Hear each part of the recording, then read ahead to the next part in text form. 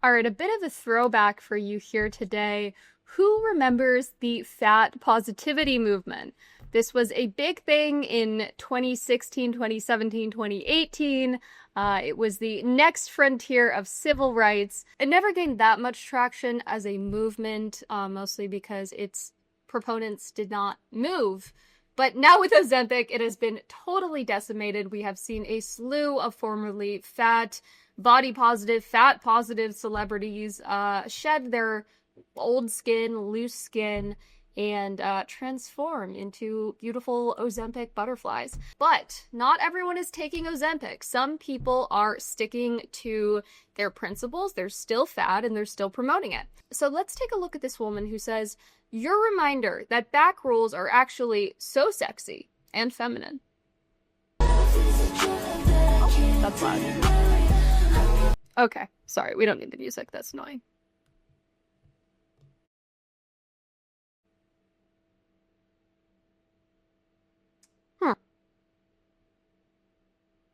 Since she's asking us to judge her back rolls, they look like two giant slabs of meat. I don't really know what you want me to say, but I'm not a man, so men, sound off in the comments below. Are back rolls actually so sexy and feminine? I feel like if you have to remind people that an aspect of yourself is sexy and feminine, it probably is not. Okay, so I went to this woman's Instagram. She goes by the Abby Bible, and she produces a lot of fat content. So this one, only people with flat stomachs should wear a crop top, and she, that's us, we're the haters. She is going to clap back at us. Oh, okay. Okay. Yeah. I think the point of this video is to disprove the quotation, but I like that she left it up in the air. Like, let the viewer decide if this video proves the point that only people with flat stomachs should wear a crop top. And yeah, I think it probably does. Okay, so this next person who I have stumbled across in my research for this video is a part of something called bush talk. I'm gonna let you figure out what that means. Fat in a silk dress with a full bush, and she says in the caption, when I said this phrase in February, I didn't think it would take off like it has. Bush talk was huge at the time. And I thought it would be funny to throw in something else society hated. Being fat in a silk dress. Okay. Because you don't have to be fat in a silk dress or even have a bush to know what this is all about, anti-conformity.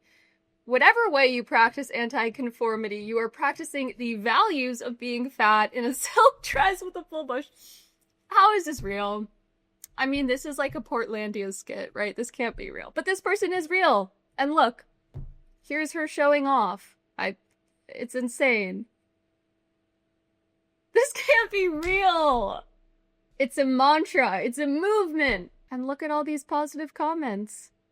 That's so... Okay. More from her. Fat in a silk dress. Daily affirmations. Legend has it that if you say this mantra 3 times into a mirror, the goddess of silk will arrive and grant you 3 wishes. I don't think that is how it works. Okay, I'm going to refrain from saying it 3 times because I feel like the goddess of silk also makes you fat. One more from this lady.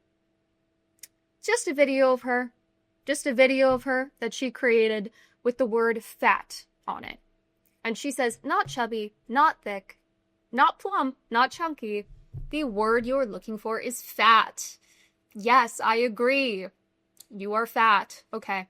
Fatness does not equal unhealthiness. Incorrect. It does not automatically mean a person is lazy, greedy, or a slob. Mostly not true. Fat is a descriptor. It is not a determiner for other traits. My fatness doesn't define my intelligence, my resilience, or my worth. I am just fat. Okay, so this is the typical rhetoric of these fat people who are involved in this, is that they say that being fat is basically an immutable characteristic, much like your skin color or your intelligence. I don't think they use that comparison, but mostly they like to do a comparison between being fat and being black or being gay or something. Now, the problem, obviously, is that eating more makes you gain weight, and eating less makes you lose weight. And so if you are overweight, you have eaten too much, which does imply a certain amount of greed, gluttony, and slobbishness, and also laziness in the sense that you are taking the easy way out, right? You are choosing the pain of being fat over the pain of restricting your calories and also working out. So I looked up fat liberation just to see if I've been misrepresenting this movement. And here's a helpful infographic. Dear expats, how to stay an ally. Oh boy, I don't know what's going on here. That looks like diabetes. Confidence building, fat improv ed. I mean, you could be fat and you could be funny. There have been many fat male comedians that are funny. There have also been fat female comedians. Fundraising for fat liberation? I don't even know what that means. I mean, if you truly want to liberate fat people, the best way to do that would be by liberating them from their own gluttony. And I mean that sincerely, because I think that this is all a massive cope for the fact that, these people don't like being fat. It's obviously the inferior state of being. There is a skinny person inside of them, trapped, screaming, drowning in the blubber, and crying out for help.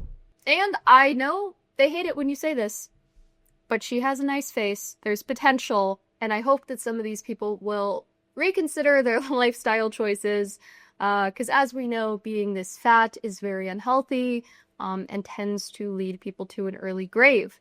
Alright, let's look at some comments. Jasmine Crockett, can't see the irony, standing right beside her, excuse me. If you don't remember, this was a video of Jasmine Crockett dunking on MAGA women while standing next to a dude in a dress. J123 Hollis comments, Jasmine Crockett and smart does not belong in the same sentence. Very perceptive, Jay. Thanks for the comment. Okay, if you like this video, please consider becoming a channel member. It's a few dollars a month, the best way to support the channel, and you will get access to behind-the-scenes content. That's going to do it for today's video. Please like, comment, and subscribe, and I will see you in the next one.